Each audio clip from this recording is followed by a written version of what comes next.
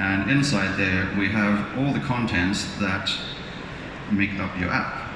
Now, the big difference was one on the left, created from the theme generator, and the one on the right, if you save as from online mode. So, flat structure, no folders, and then folders with all your content. Now, if we dig a bit further into that, we can see this file, themes.json, and that's JavaScript object notation. We just open that up. Okay, it looks a bit daunting at first. Let's use something called Beautify. I highly recommend using Visual Studio Code when you're doing PowerApps. It'll save you loads of time. So we can see here we've got our default theme. There's a property here called screen background color, and it's got a value and then a type C being color. Now if we navigate down to the objects,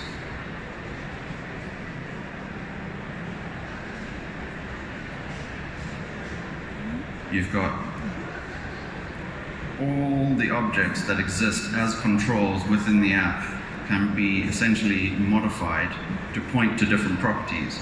So this is our checkbox, the size, the fill, the background fill, and then that points to the palette dot screen background color, and that is defined up at the top of this file.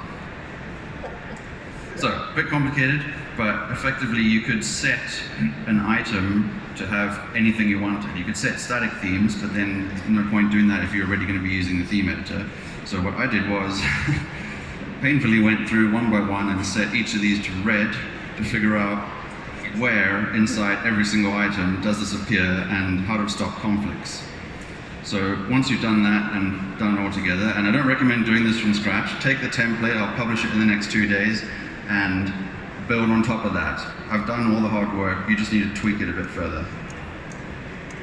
Okay, so if I go back to this app. On the app on start, got some instructions, but effectively all you really need to do is set 3 primary colors, a text value that contrasts those primary colors, and then a default label color for inserting labels. Once you've done that, you can rebrand the entire app I've created. So if I go to this app that I've changed the colors for, and go to one of the example menus, okay, it's automatically branded. Now these are also expandable menus. They're very easy to edit, again, on the on start.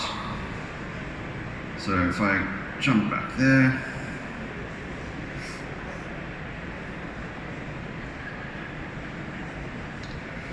here's how we add our themes. Just set 3 primary colors, 3 text values, and the default label, and that's it. After that, it will show up in this theme palette screen.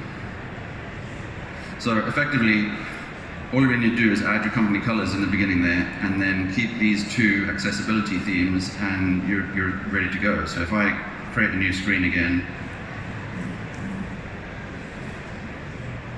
and insert a few controls, they're already pre-branded to the company brand. So the concept behind this is really that you want to be able to, maybe you're doing it for clients, maybe you're doing it for your internal company, you preset a template that will enable your entry-level developers to just create and focus on function, and all the branding's taken care of, so you don't have to then do that afterwards. And the same on the client side, you could essentially create something for your client that would automatically have their branding in it. So if they need to do any tweaks, they don't have to call you or get hold of you every time they want minor changes, like the color property needs to match our branding.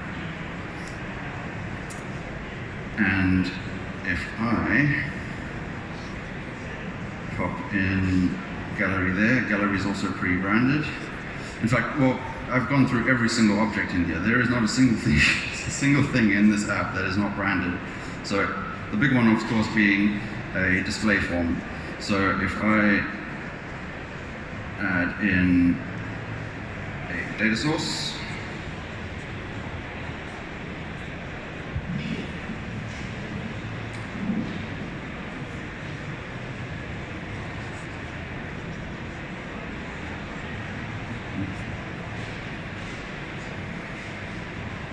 So this is pre-branded. It's not the best color choice, but you would set your company colors for this. And the idea being, if I switch to a second list,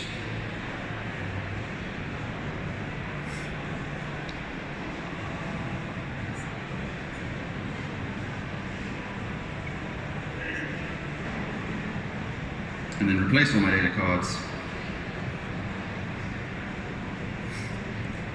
it just keeps the default branding. So all you need to do is to work out the initial colors you want it to be set to, and it will deal with it automatically. So I've got a few examples in here that create different menu styles and basically help the entry-level developer. So here we got a flexible gallery. Helps an entry-level developer create something that doesn't look like a standard Power App. It's got a bit of life to it, and very easily, all they need to do is fill in the content that goes in there, everything else gets handled. So let's do a bit further dig into the files. So if I open up this template, now in here we can see there's a whole lot of things. Obviously we've got our assets, which will be the images from the app, so the background screen in the beginning, or you've got your controls. Now the controls start off with this first one, which is effectively your app itself. Now a lot of people might not know this, but the framework for PowerApps is called App Magic, and that couldn't be more appropriate. So in here we've got properties that you can, I wouldn't recommend changing these because there's a lot that can go wrong, but in terms of the themes, it's only the themes.json file that you really need to affect, and you can re-inject that into MS App files because they're just an archive. So if you needed to update it, so say for example the stream control is coming out soon, if you need to make a set of properties for that, you just re-inject the .json file for that and it will just work. So it will just work. That's how it should be. That's how it should be, yeah. So the initial drive for this was our company used 6 different brands with a logo each and 4 separate primary colors. So you can imagine the amount of branding I had to do when building every single app. And eventually I went the variable route, but I was still doing that statically, and I figured there has to be a better way to do this. So I started digging inside the app, and that's how I figured out how to do this. So I'm going to share this on the PowerApps forums under the app samples, so everyone's free to use it, modify it, let me know what you did with it, that would be great. If I just take a... Are we doing on time? We're good, man, we're good. All right. So your structure will then also include things like every single screen. So here we've got that first loading screen, and you've got details like what is the width. So it'll pick up app design width or app width, or what is the fill or the loading speed. All the properties that you could effectively change in a normal screen will be here. So there is also room for you to dynamically or programmatically add objects into an app. So you could do that for deployment purposes, and maybe you've got a pipeline going on. You can actually have objects inserted into the app from outside.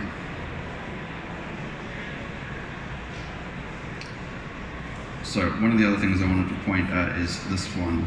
So you've got a property here, onVisible, and the category is behavior. So every action, such as an onSelect or an onChange or an onVisible, is defined somewhere within this file.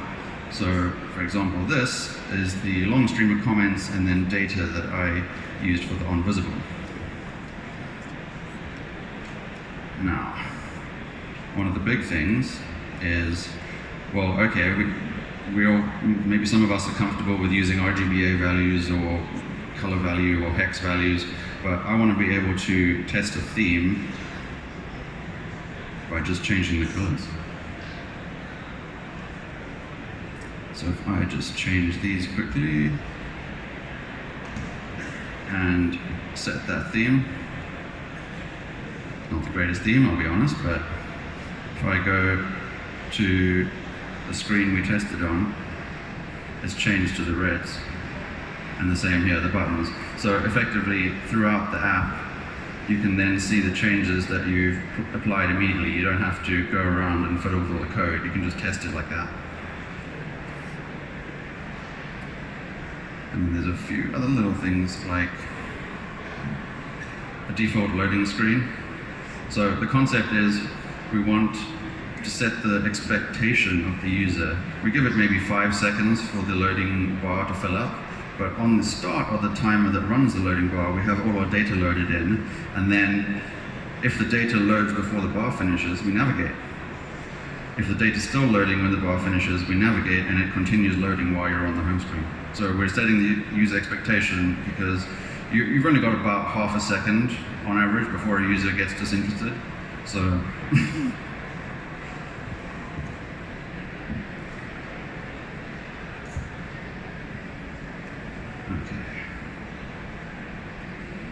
So one of the other files here is the properties.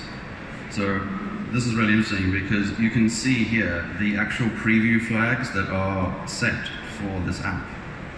So you could again force preview flags into apps by injecting this into the .msapp file. And of course you can change things like the properties of width, height, and orientation programmatically rather than in the app. So there's a lot of room for you to experiment, but I think as a start I would suggest people only touch the themes because that I figure is the longest time waste of building apps. It should be there by default. We should be able to just flick and the theme changes while you're in the app, not while you're in the editor. But maybe the team will get around to it. All right. Sancho, tell us a bit about your background, dude.